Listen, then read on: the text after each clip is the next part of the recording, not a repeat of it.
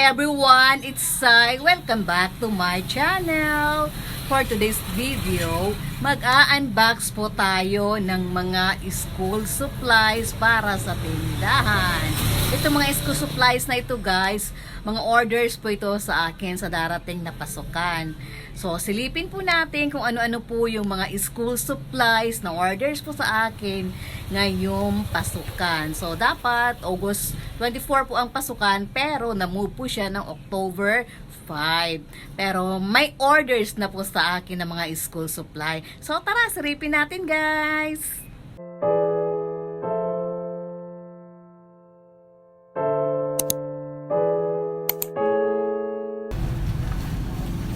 Ito po yung resibo na pinamili ko kahapon, worth 18,800.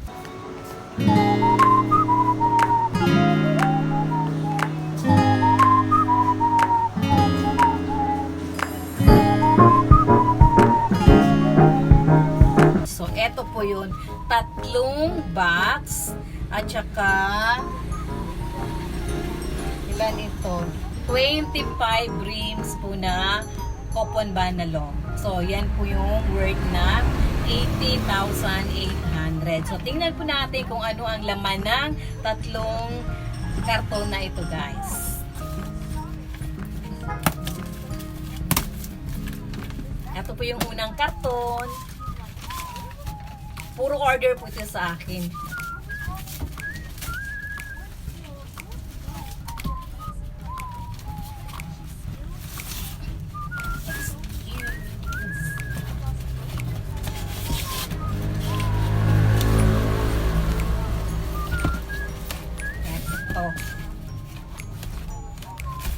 Meron tayong clear book na color blue.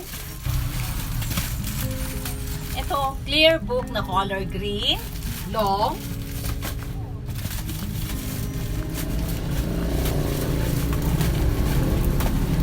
Clear book na color red, long.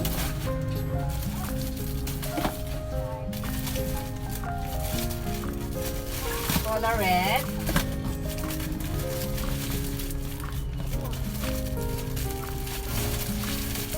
Another po na clear book na color yellow.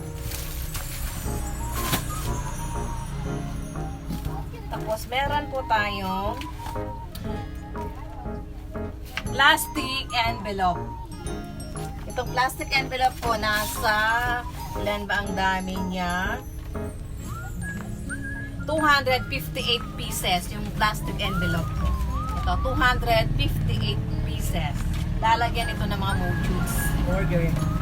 So, ayan. Plastic envelope na transparent. So, 258 pieces. Ayan. Puro plastic envelope. Plastic envelope. Plastic envelope. Plastic envelope.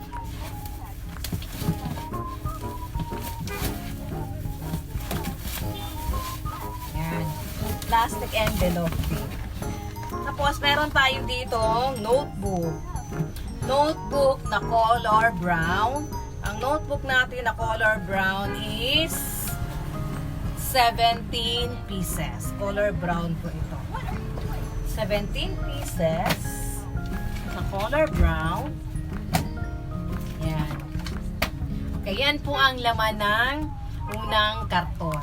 Next po, yung pangalawang karton, tingnan natin kung anong laman ng pangalawang karton.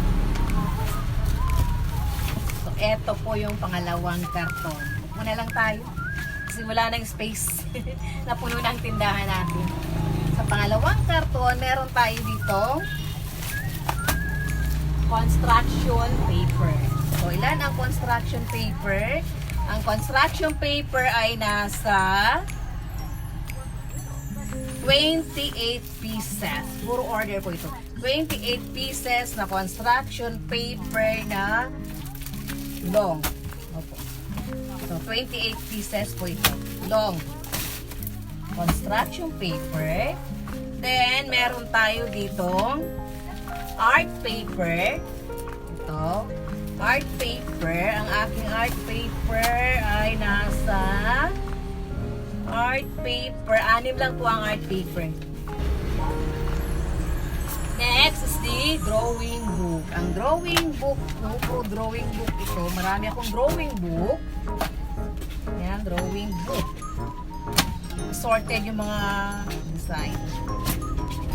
Puro drawing book. Ang drawing book po, ilan ang dami ng drawing book? Ang drawing book ko is 34 pieces.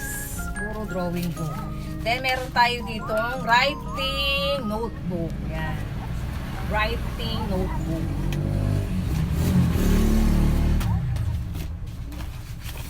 Writing notebook. Writing notebook din. Tapos, meron tayong scissors. Yan. Puro gunting. Ilan ang gunting? Scissor, 8 pieces lang ito. 8 pieces. Okay, next, meron tayo ditong clay. Ito po, clay. Ang clay natin ay nasa 28 pieces. Ito po, clay.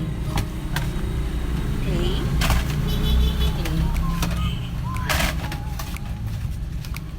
Clay.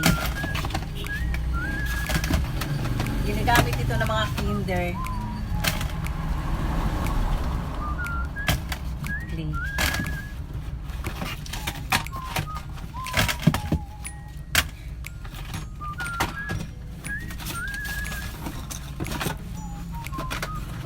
Next is the color.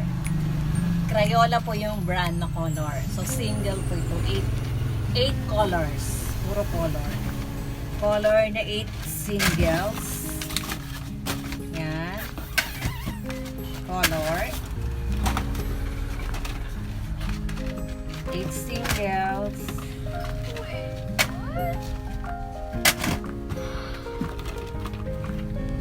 Tapos meron tayong 16 color. 16. Ito 8. 16, 16, 16,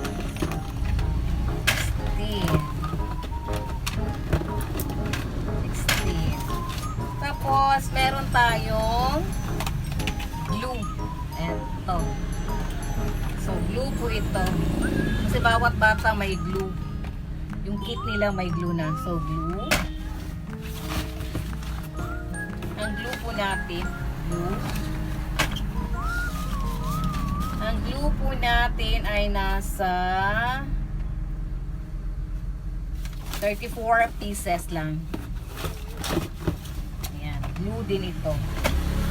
So, next po ay ang eraser. Ito po. Eraser. Puro eraser po dito. Eraser. So, next sa eraser ay ang pencil na black band color. Malaki. Malaki yan.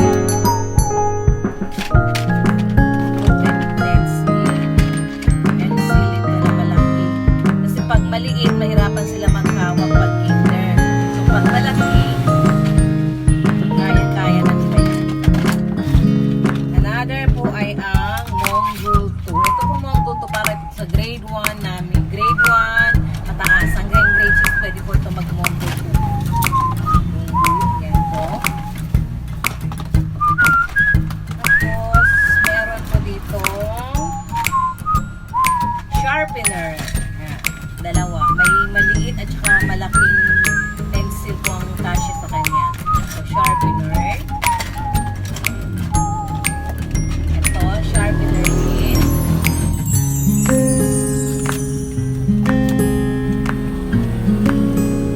Pentel pen po na pang whiteboard. Pentel pen na pang whiteboard. Sa mga higher grade na po ito, pang grade 4. Order po ito na pang grade 4. Next po ay papel. Papel para sa grade 4.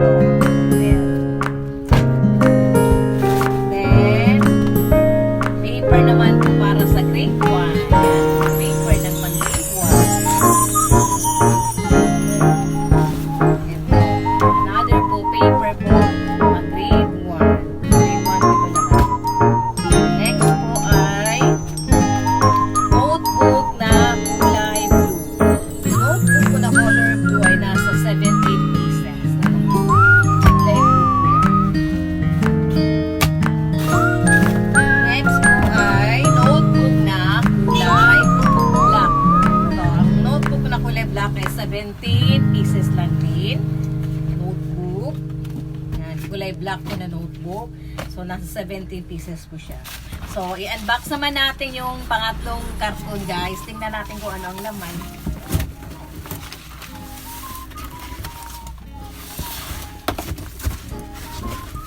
Ito po yung laman ng pangatlong karton.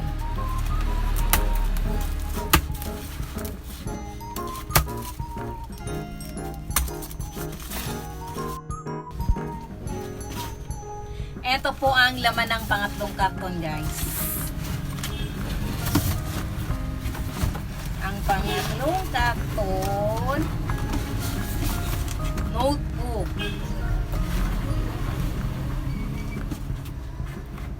Notebook na color, white naman siya. Yung K-12 na notebook, yung merong red and blue na lines. So, ang white is nasa 17 pieces na white notebook. Yan. White notebook. Next ay red notebook po na K-12. 26 pieces naman po yung ganito, yung red notebook. Ito, red notebook. 26 po ito para ang dami. 26 pieces. Ayan. Hindi na ako makita. Okay, next ay ang notebook na color orange. Ito, 17 pieces po ito. Orange notebook. So, 17 pieces na orange notebook. Ilagay ko na dito kasi marami masyado. Hindi na ako makita. Ayan, 17 pieces. Next ay color green. Ang color green ko ay nasa 26 pieces po. Ayan. Color green na K-12 notebook. Ito po yung mga puro order ito sa akin.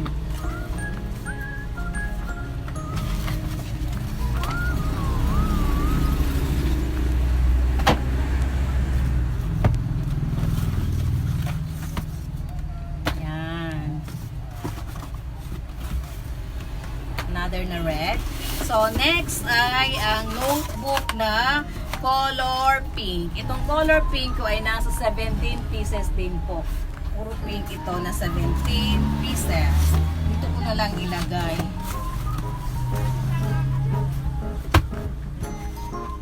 Okay, next po ay ang notebook na color blue. Itong color blue ko ay nasa 26 pieces po.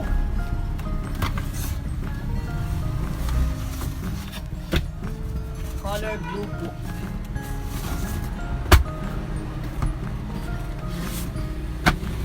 Next ay ang notebook na color violet. Itong violet ko ay nasa 17 pieces. Yan, puro violet na 17. Ito, violet na 17 pieces. K-12 notebook, may red and blue na lines.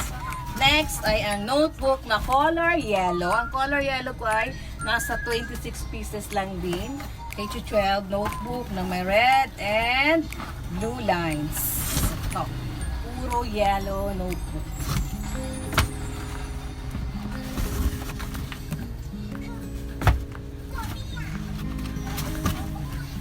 So, yan.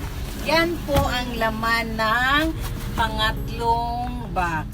Puro notebook.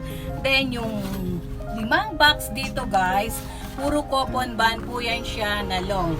Itong coupon band lang ay nasa worth 5,500 po yung pagbili ko dito. So, long po siya. Bawat ganito, nasa 10 rings po. Or 5 ring ata, 5. So, 5 times 5. So, 25 rim lang po ito na coupon band. So, yan, ang halaga po lahat ng nabili ko, ng school supply ay nasa 18,800. Tatlong karton po, at saka may 25 rim po siya na coupon band. Thank you po. Thanks for watching, guys. Bye. See you sa next video.